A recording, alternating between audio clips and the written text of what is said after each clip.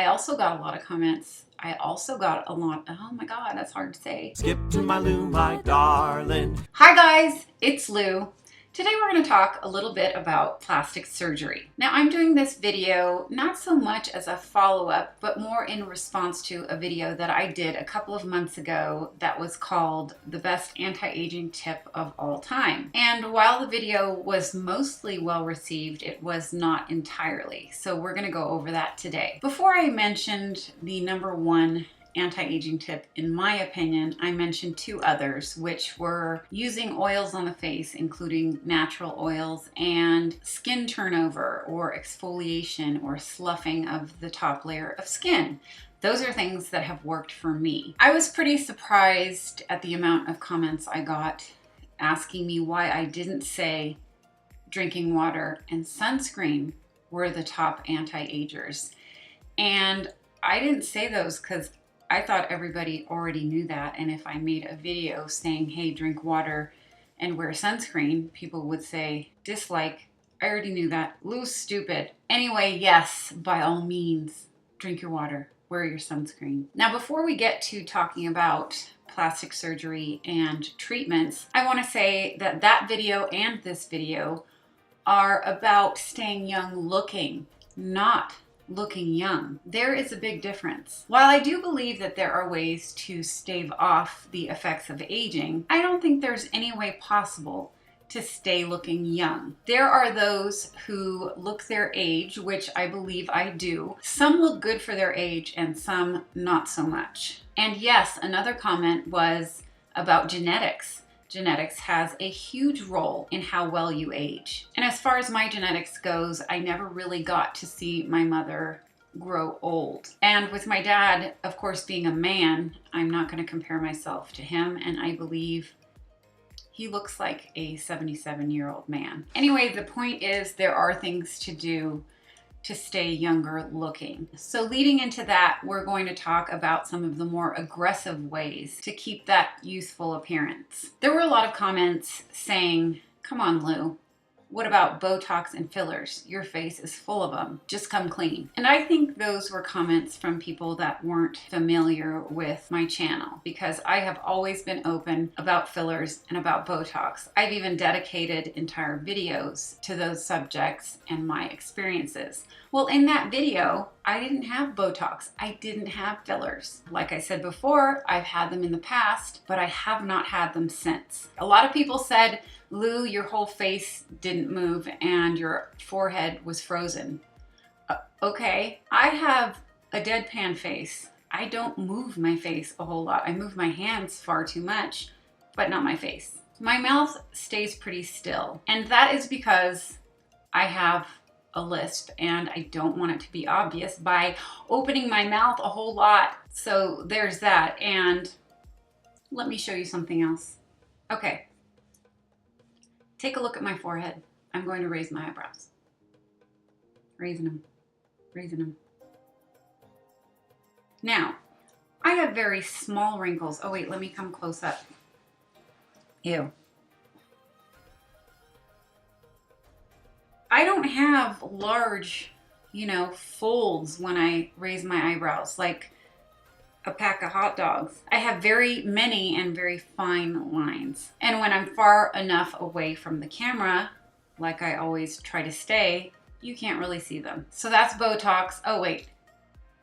Yeah, I have plenty of wrinkles that Botox would take care of, as well as filler.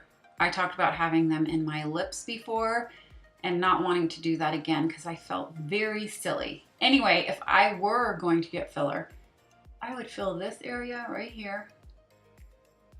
And maybe, even though I have defined cheekbones that I have mentioned before I don't love, I might put some there to lift it up. But I don't have any plans on doing that anytime soon. And if I did, I don't think that Botox or filler makes anyone look younger. I know that Botox is to freeze your muscles and not allow you to make those movements that create wrinkles.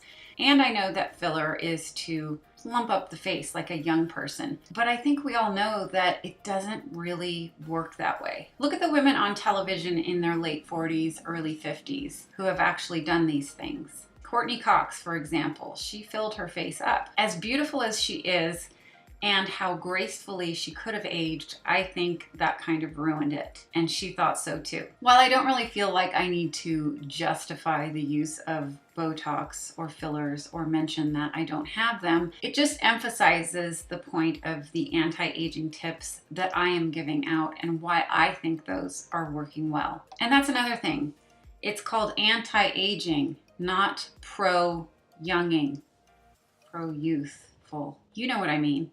We are trying to push away age, not bring in youth. And I think that's how we should all look at it, because it will be a lot easier for all of us to grow older if we just figure we're going to do it gracefully, not fight it tooth and nail, trying to achieve youth. All right, you guys ready for the plastic surgery talk? While a lot of the comments were about Botox and fillers, there were also quite a few about plastic surgery. Why don't you mention the plastic surgery you've had? I have a trained eye and I could see you've been under the knife. And even in the comments when I denied having plastic surgery, someone would come back and say, hey, I would take that as a compliment. Now, I don't think that if someone says you look like you've had a facelift or an eyelid lift or a brow lift is any sort of compliment, because those are obvious surgeries that people get in order to stay young looking. Anyway, I think you guys all know where I'm headed with this.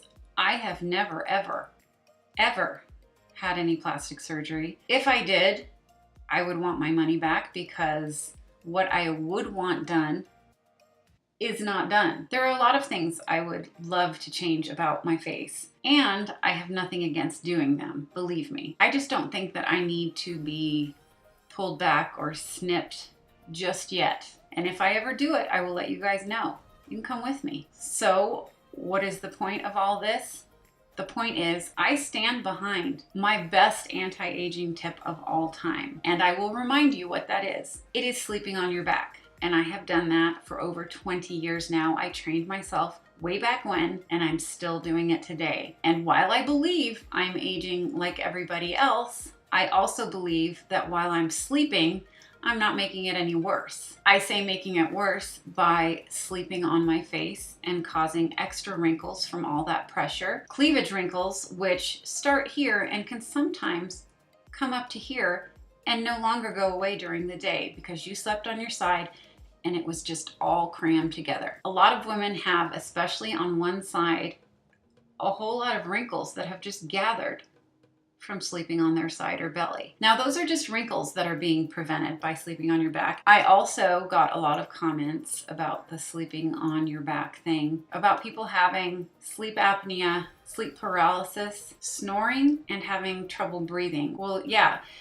if anyone has those problems, sleeping on your back is not the best idea. Those are definitely the exceptions. A few other things that I didn't mention about the benefits of sleeping on your back, beauty-wise, because there are many physical benefits of sleeping on your back. As I mentioned before, having proper digestion and spine alignment. But think about this. You just bought a very expensive, tiny bottle of anti-aging serum or a teeny tiny jar of eye cream. Put that on, go to bed, and what happens? You sleep on your side or belly, you've got a pillowcase right up against your face, wiping all that good stuff off. Whereas when you're sleeping on your back, not only is gravity working for you, but all of that good stuff has a chance to penetrate your skin undisturbed. I think that's a great bonus. I am such a true believer in sleeping on your back. Before we end this video, I am going to mention this. You can teach yourself how to sleep on your back. I did 20 years ago and it wasn't easy, but I did it. As I mentioned in that video, there is a tool to help you sleep on your back, and that's this thing right here. Who's this lady? Anyway, this is my back sleeper pillow. It is designed to keep you on your back. It's designed to train you to stay on your back. And I'm not sure if you can see that, but it's contoured here, so it gives you neck support. Your head is cradled right here between these humps, lovely lady lumps. It's an old joke. And you are literally, yet comfortably, training yourself to stay on your back. The first move you make when you go to turn over is you turn your head and your body follows. Well, you can stay asleep turn your head, realize, oh wait, I can't go that way, and just remain on your back. In the last video, I gave you guys a link to the pillow and a coupon code. I will do that again. It's all down in the description box. I will tell you the prices are going up for these pillows. The cost of foam in the last year has doubled. And since I get all of the components of the pillow in the United States, I have to pay it. So what have we learned from today's video? There are ways that we can stay young looking, but nothing is going to make us look young. Yes, genetics matter. Drink water, wear sunscreen. I have not had any plastic surgery. And lastly, sleeping on your back has many beauty benefits, one of them being anti-aging. I hope you guys enjoyed today's video. I hope you learned something. If you did like the video, please give it a thumbs up. And if you aren't already subscribed but would like to be, please hit that button down below and you'll see me very soon with more videos. Bye guys.